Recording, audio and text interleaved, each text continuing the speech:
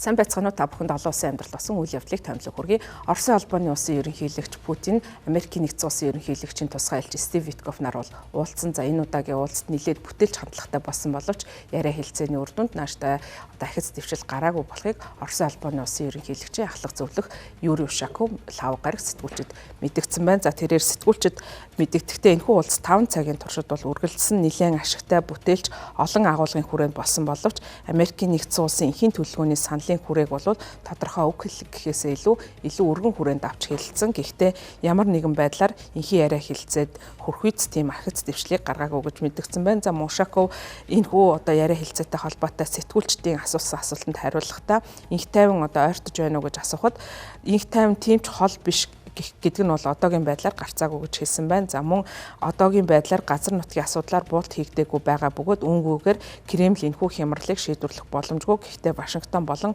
Москвад хийх ажил их бий. Энэ талаар тохиролцсон. За цаашдаа ч гэсэн харилцаа холбоо яриа хэлцээ бол үргэлжлэнэ гэж хэлсэн. За Москвагийн зүгээс Украинаас газар нутгийг өөртөө өгөхийг шаардаж байгаа. За энэхүү шаардлагыг нь бол гадны хүмүүс тодорхойлохдоо максималист шаардлага гэж үзэж байгаа. Өөрөөр хэлбэл өөрийн ашиг сонирхлыг дээд хэмжээнд хангахыг зорж байгаа учраас энэ яриа хэлцээ болохгүй үргэлжлэхгүй байгаа гэдэг гол шалтгаан болж байгаа юм. За Киевээс зөвхөн ширүүн тулалдаан үргэлжилж байгаа нутаг дэвсгэр болон Оросд одоогийн байдлаар эзлэгдсэн байгаа нутаг дэвсгэрийг хяналтандаа оруулахыг хүсэж байгаа. За мөн Америкийн нэгдсэн улсын засаг захиргаанаас Украины зарим газар нутгийг Оросын албаны улсаас гэдгийг хүлээн зөвшөөрөхийг шаардаж байгаа. За Путиний буюу Москвагийн талаас ямар нэгэн буулт хийхийг хүсэхгүй байгаагаа илэрхийлсэн хэвээр байгаа. За Оросны албаныхан мягмар гарагийн хэлэлцээр Трамп болон Путин нарын ганцаарчсан уулзалтын цаашид хийх энэ үеэр тохиролцоонд хүрэх гол алхам нь боллоо гэж найдаж байгаагаа хэлсэн байна. За Кремлийн зүгээс дайныг зогсоох хэлэлцээрийн талаар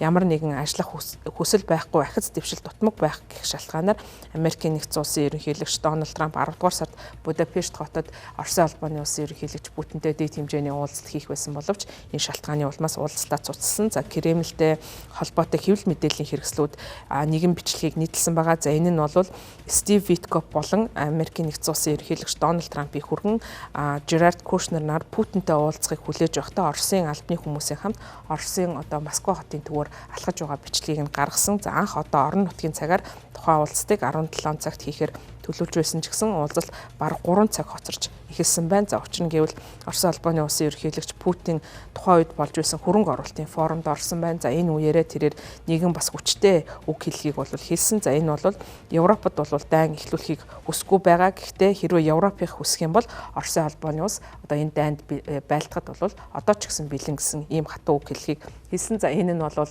яриа хэлцээ болохоос өмнө өөрөөр хэлбэл Жерард Кушнер болон Стив Виткоф нартай уулзахын өмнө Оросын албаны улс ямар хатуу байр суурьтай байгаа гэдгээ зориудаар илэрхийлэх зорилгоор энэхүү асуултуудыг бас тавьж асуулгаж үүндээ хариулж энэ мэдээллийг хэлсэн байх магадaltaй гэж үзэж байна. За Стив Виткофийн хувьд 1-р сараас хойш Москвад хийж байгаа 6 дахь удаагийнх нь айлчлал энэ удаагийн айлчлал болсон гэдгийг Оросын хэвлэл мэдээллүүд мэдгдсэн. За мөн Оросын албаны улсын хэвлэл мэдээллүүдийн мэдэгдэж байгаагаар Путин зөвхөн анхны 28 зүйлтэй төлөвлөгөөг хүлээн зөвшөөрөх төлөвтэй байгаа гэдгээ мэдгдсэн. За харин Москва болон Москвагийн тавьсан шаардлагын хүрээнд Украины ерөнхийлөгч болон Европын түншүүдийн хамт бол энэхүү 28 зүйлд инхийн төлөвлөгөөг 20 зүйл болгож багасгаж доторх агуулгуудыг өөрчлөөд байгаа. За үүнийг бол Оросын албаны улсын зүгээс хүлээн авах боломжгүй байгаа юм байна. За Москвагийн албаныхан үүнийг бол Америкийн нэгдсэн улсын төлөвлөгөө гэж нэрлэж байгаа. Гэхдээ Bloomberg болон бусад хэвлэл мэдээллийн албаны олон нийтэд дийлгэсэн мэдээллээс үзэхэд